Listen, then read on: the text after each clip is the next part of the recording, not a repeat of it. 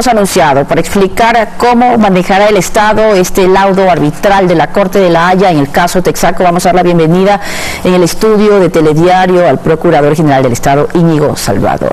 ¿Qué tal? Bienvenido. Muchísimas gracias por concedernos este espacio, porque queremos saber realmente qué está sucediendo. Veíamos la nota anterior y se lo quiero preguntar. Al parecer estarían de acuerdo, ¿no? Las comunidades amazónicas, veíamos la rueda de prensa que se dio este día, piden, exigen y dijeron que iban a descansar hasta no lograr la nulidad de este laudo internacional. Por otra parte, también el secretario general de la Presidencia, Eduardo Jurado, ha dicho de que también va a pedir la nulidad de este laudo. Es decir, estamos de acuerdo en una cosa.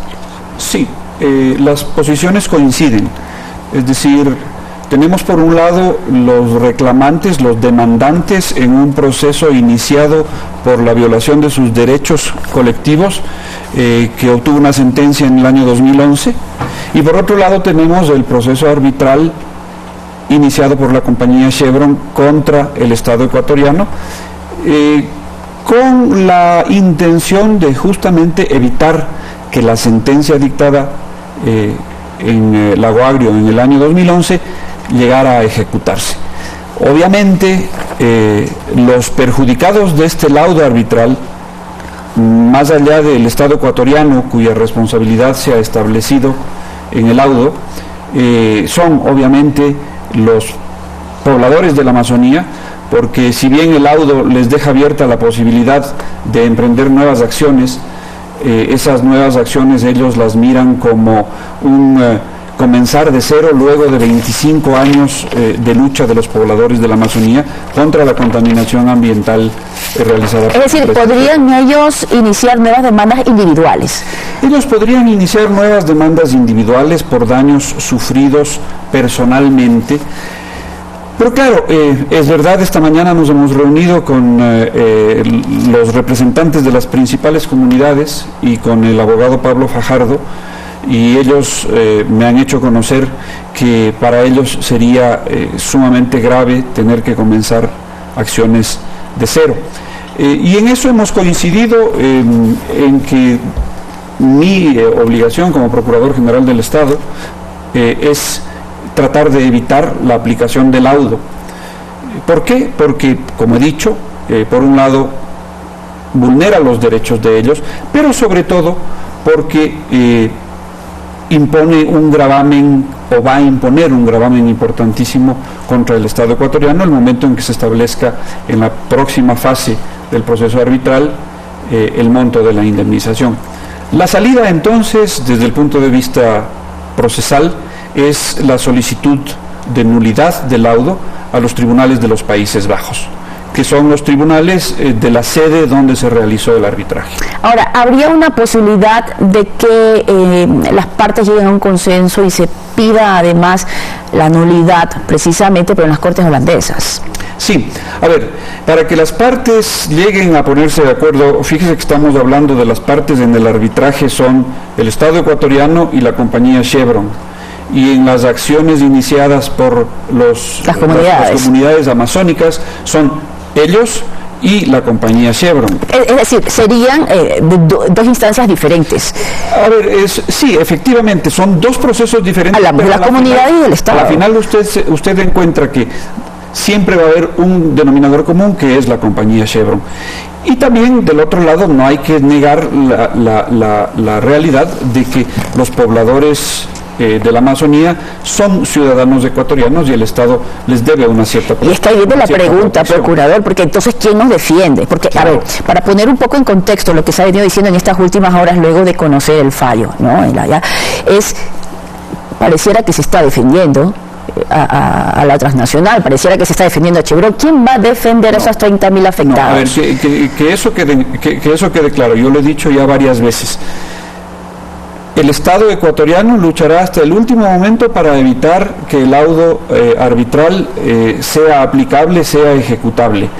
Para ello, probablemente emprenderemos la acción de nulidad. Y digo probablemente porque no quiero de entrada, sin haber hecho el estudio suficiente, anticiparme de que tenemos o no tenemos elementos suficientes como para demandar la nulidad. Pero una cosa que sí he dejado en claro desde el principio es que, si bien no se descarta la posibilidad de sentarse a una mesa de negociaciones con la compañía Chevron y con los pobladores del Estado ecuatoriano y obviamente los representantes del Estado ecuatoriano, concretamente la Procuraduría General del Estado, eso será previo el cumplimiento de una condición indispensable, que es que la compañía Chevron se responsabilice de remediar el daño ambiental causado en la Amazonía. Ojo que el laudo arbitral deja abierta la posibilidad de que los demandantes del lago agrio inicien nuevas acciones justamente contra la compañía Chevron, porque el tribunal arbitral llega a la conclusión de que daño ambiental sí existió. Ahora, sabemos ya que precisamente el Tribunal de La Haya consideró de que se había violado, ¿no?, el tratado bilateral entre nuestro país y los Estados Unidos. Ahora viene esta otra pregunta. La interrogante: ¿se denegó justicia a Texaco Chevron precisamente porque un funcionario ecuatoriano participó en un acto ilícito? Estamos hablando, ¿no?, del juez que resolvió el caso precisamente el Aguario. Eso sostiene el laudo arbitral. Nosotros durante el proceso arbitral, y cuando digo nosotros me estoy refiriendo a la defensa del Estado desde el inicio del proceso. En el proceso arbitral, el Estado ecuatoriano aportó con pruebas que no fueron tenidas en cuenta con la suficiente importancia por el tribunal arbitral. Ejemplo, las pruebas forenses de las computadoras demostraron que los únicos sitios donde existía el texto de la sentencia del juez Zambrano eran las dos computadoras de él. No había pruebas de que en ningún otro de los aparatos electrónicos utilizados en el proceso hubiera habido lo que se dice textos aportados por un tercero afín a los abogados de los demandantes del lago agrio. Y en cambio se tiene en cuenta como testimonio privilegiado el de un juez que en otros procesos y en este mismo proceso se demostró que había sido paniaguado, es decir, había recibido dinero aceptados sobornos de la compañía Chevron, y que fue puesto a buen recaudo por la compañía Chevron en los Estados Unidos. ¿Por qué acoge la una prueba y no la otra? Y sobre la base de esas dos pruebas tan desequilibradas llega a la conclusión de que el juez del lago agrio había aceptado recibir insumos para su sentencia a cambio de la promesa de una coima a futuro. Y claro, eso sumado al hecho de que esa sentencia del año 2011 en años posteriores no fue rechazada por los tribunales de apelación, Corte Provincial, de Casación, Corte Nacional de Justicia, y posteriormente en una acción extraordinaria de protección por la Corte Constitucional, eso, según el laudo, constituye denegación de justicia y por lo tanto violación del Tratado Bilateral para la Protección de las Inversiones. Ahora también la pregunta es, procurador, ¿por qué interviene el Estado en este tema, en este juicio que inicia las comunidades amazónicas por el daño y por el perjuicio? ¿Cuál fue el error que cometió puntualmente el gobierno anterior en tratar este capacidad tema? De en este momento determinar si el Estado ecuatoriano cometió un error o no en la defensa, pero el Estado ecuatoriano no es que interviene en el pleito motu propio, de iniciativa propia, en defensa de quién sabe qué intereses. No, lo que ocurre es que la compañía Chevron, que había sido demandada inicialmente en el año 1993 en los Estados Unidos, más tarde en 2003 en el Ecuador, en el ínterin en el año 2007, antes de que se dicte la sentencia, inicia un proceso arbitral contra el Estado ecuatoriano. Es la empresa Chevron la que desvía digamos, a su contrincante en el proceso judicial inicial de los pobladores del lago agrio, dañados, afectados por la contaminación ambiental de la compañía Texaco, hacia el Estado ecuatoriano, como una estrategia de litigio tendiente justamente a torcerle el brazo al Estado ecuatoriano. Una estrategia de litigio que al parecer no estuvo tampoco a la altura, porque estamos hablando de 70 millones de dólares gastados por el Estado ecuatoriano en abogados internacionales y nacionales. Sí, el monto es ese, más o menos 70 millones de dólares entre honorarios de abogados, gastos arbitrales y sobre todo los peritajes medioambientales utilizados en el proceso. yo no estoy ahorita en una capacidad de determinar si es que eso es un honorario demasiado excesivo para los resultados obtenidos. O para los momentos que se vivían. Lo que hay que tomar en cuenta también es que del otro lado el Estado ecuatoriano tenía una empresa multinacional poderosísima sin las limitaciones presupuestarias que tenía el Estado ecuatoriano y que sigue teniendo.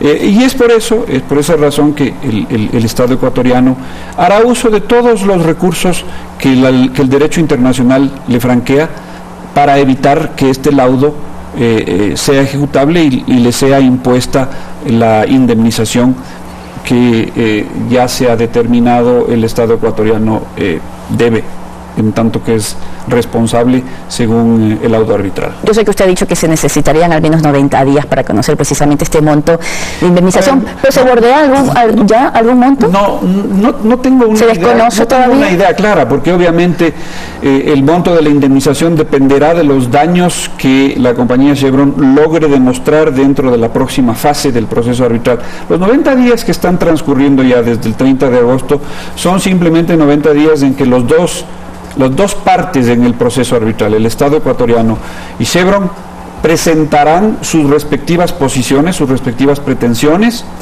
respecto de el daño sufrido por Chevron.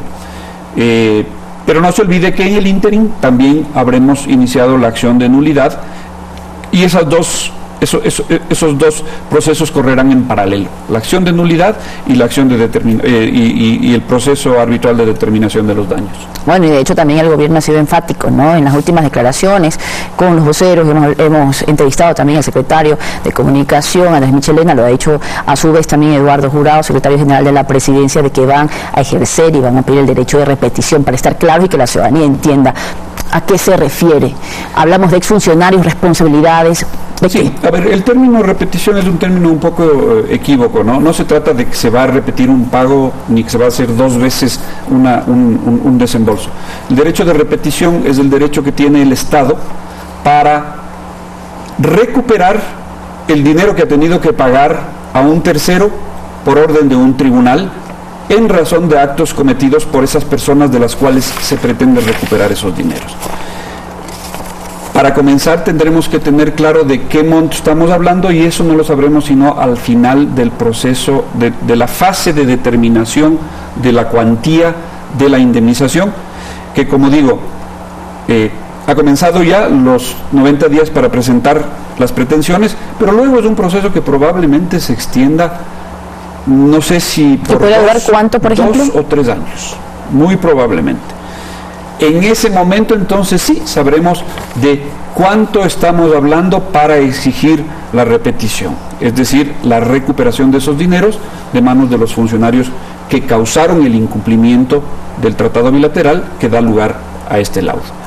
Y ahí tendremos que ver quiénes son los involucrados directamente. Pero obviamente, si el laudo apunta a un funcionario que dictó una sentencia fraudulenta, manchada de corrupción, por ahí es por donde comienza la cadena de quiénes son los responsables y a quienes habrá que pedir la repetición. Ya para finalizar, procurador, el Ecuador va a defender su sistema judicial para no dejar en manos, por ejemplo, el arbitraje internacional, cuál sentencia es la que sirve y cuál es la que no. Verá, el problema en el fondo es que el arbitraje internacional es la única salida para aquellos estados que buscan atraer capitales extranjeros. Inversiones. Obviamente. El inversionista extranjero llega a un país y el Estado le propone, ok, cualquier controversia la vamos a resolver de acuerdo con nuestro ordenamiento jurídico. El inversionista dice, no, yo no confío en tu inversión, en tu ordenamiento jurídico, no confío en tus jueces. ¿Por qué mejor no hacemos que sean mis jueces, los del país de donde vengo, los que resuelvan las controversias? Y el Estado va a decir, ¿cómo así? ¿Yo por qué me voy a someter a unos jueces extranjeros? ¿Por qué no designamos nosotros mismos un tribunal? Y eso es el arbitraje. Un tribunal designado por ambas partes, según unas normas escogidas de mutuo acuerdo.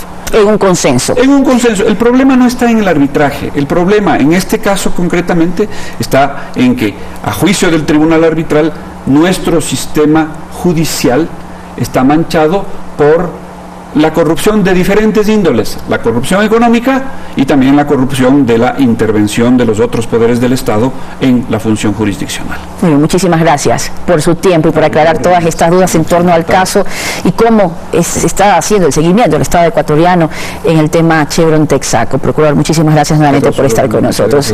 Íñigo Salvador respondiendo a las inquietudes ciudadanas. Hacemos una pausa y volvemos con más noticias.